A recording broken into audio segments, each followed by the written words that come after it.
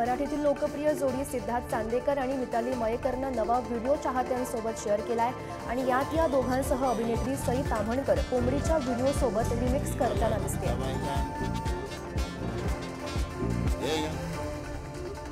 King Khan सध्या त्याचा आगामी चित्रपट डंकीच्या प्रमोशनमध्ये व्यस्त आहे।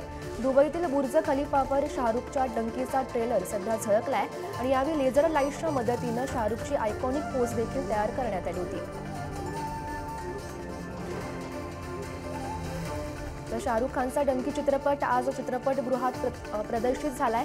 चित्रपट पाहण्यासाठी चाहत्यांनी मुंबईतील गॅलेक्सी थिएटर बाहेर गर्दी केल्याचं पाहायला मिळालं।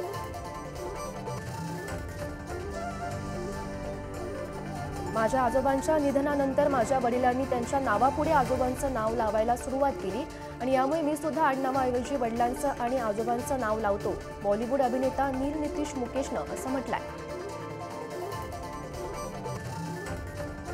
मुग्धा वैशंपायन आणि प्रथमेश लघाटे ही मराठी कलाविश्वातील लोकप्रिय जोडी लवकरच लग्नबंधनात अडकणार आहे। नुकताच दोघांचा ग्रहमक सोहळा पार पडला आणि या सोहळ्याचे फोटो दोघांनी चाहत्यांसोबत शेअर केले।